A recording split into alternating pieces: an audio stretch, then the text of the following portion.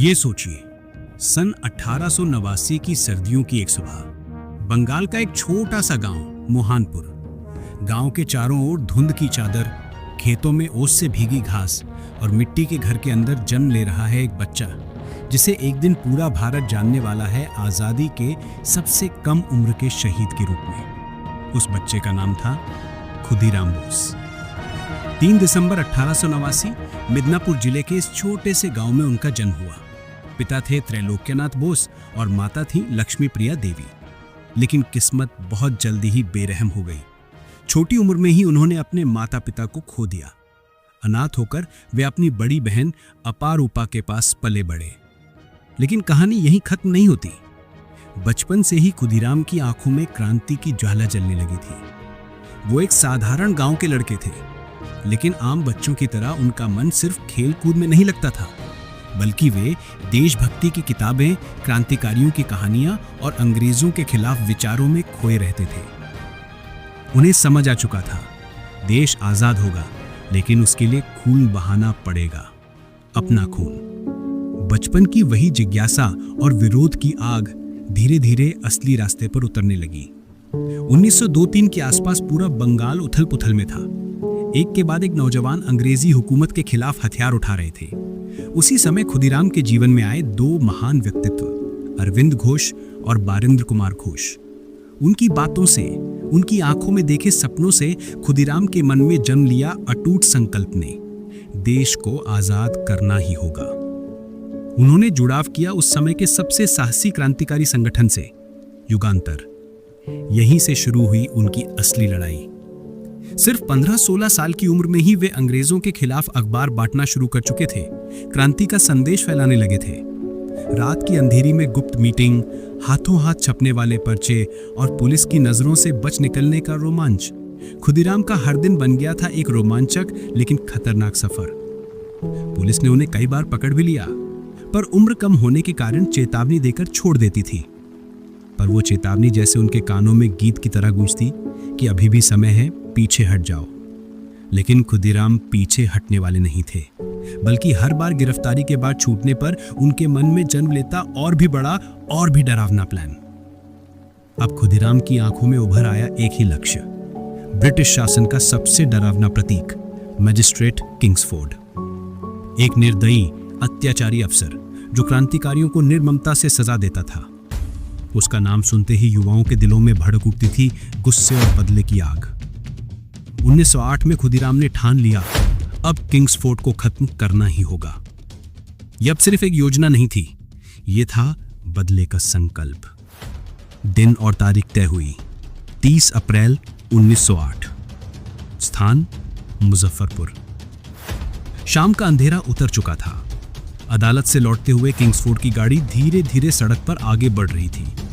सड़क किनारे खड़े थे खुदीराम और उनके साथी प्रफुल्ल चाकी, हाथों में बम, मानो उस क्षण वक्त थम गया हो। और फिर बूम, एक जबरदस्त धमाका। पूरा शहर कांप उठा। किंग्सफोर्ड तो बच गया, लेकिन गाड़ी में बैठी 2 अंग्रेज महिलाएं मारी गईं। पूरा शहर सन्नाटे में डूब गया और अंग्रेज पुलिस की आंखों में भर उठा भयानक गुस्सा। धमाके के बाद खुदीराम भाग निकले। उन्हें मालूम था अब शुरू होगी मौत के साथ दौड़। लेकिन 1 मई की सुबह चांदमारी स्टेशन के पास इस युवा क्रांतिकारी को पकड़ लिया गया। उनके हाथों में तब भी वही साहस, वही दृढ़ता और होठों पर एक अजीब सी मुस्कान थी, मानो वो ये जानते हों कि ये लड़ाई यहां खत्म नहीं होने वाली। मुजफ्फरपुर धमाके के बाद खुदीराम को अदालत में लाया गया। भीड़ उमड़ पड़ी, कोई उन्हें देखने तो कोई उन्हें सलाम करने। मुकदमे की शुरुआत हुई। मुजफ्फरपुर षड्यंत्र केस। ब्रिटिश सरकार का मकसद साफ था, इस युवा क्रांतिकारी को मिसाल बनाकर बाकियों को डराना। अदालत के अंदर खड़े थे खुदीराम, सिर्फ 18 साल का एक लड़का, लेकिन आंखों में जरा भी डर नहीं और चेहरे पर थी एक अजीब सी शांत मुस्कान। उन्हें जिरह की ला रही थी, गवाह सबूत दे रहे थे, लेकिन वे थे मौन, अटल, मानो कह रहे हो मैंने जो किया देश के लिए किया। 13 जून 1908 फैसला सुनाया गया, फांसी की सजा। यह खबर फैलते ही मानो पूरे बंगाल का आसमान भारी हो गया। देश भर में आंदोलन शुरू हो गया। अपील दायर हुई, लेकिन अंग्रेज थे अड़िग। अपील खारिज हुई, सजा बरकरार रही। अब तय हो गया, खुदीराम का इंतजार कर रहा है फांसी का मंच। 1908 का 11 अगस्त। सुबह के आसमान में तब तक सूरज की रोशनी पूरी तरह फैली भी नहीं थी। जेल के भीतर चारों तरफ सन्नाटा, और उसी सन्नाटे के बीच धीरे धीरे बढ़ रही थी मौत की आहट।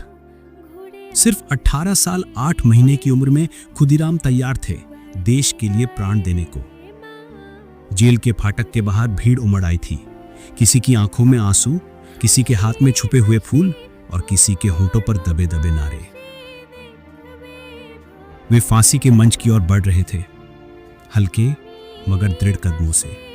चेहरे पर डर नहीं था, बल्कि वही परिचित मुस्कान थी। किसी ने कहा उस पल उन्होंने वंदे मातरम गाया, तो किसी ने कहा कि बस चुपचाप आकाश की ओर देख रहे थे।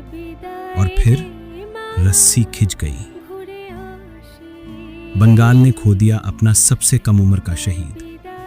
लेकिन खुदीराम आज भी जिंदा है, हर स्कूल के इतिहास की किताब में, हर आजादी के नारे में और हर युवा के खून की रगों में।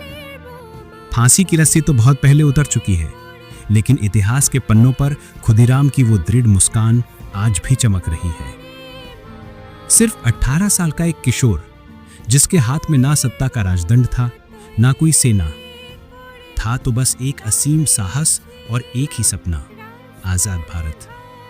उन्हें मालूम था कि उनकी मौत शायद ब्रिटिश साम्राज्य को तुरंत नहीं हिला पाएगी, लेकिन उनका शहीद होना करोड़ों लोगों के दिलों में आग जरूर जला देगा। आज हम आजाद हैं, लेकिन इस आजादी की हर सांस के पीछे छुपा है अनगिनत खुदीरामों का खून, उनके आंसू और उनका त्याग। जब भी तिरंगा आसमान में लहराता है, उसकी हर सिलवट में छुपी रहती है उस रस्सी की याद, जिससे एक युवा मुस्कुराते हुए फांसी पर झूल गया था, सिर्फ हमारे लिए। जरा सोचिए, क्या हम वैसा भारत बना पाए हैं जैसा उसके सपने में था?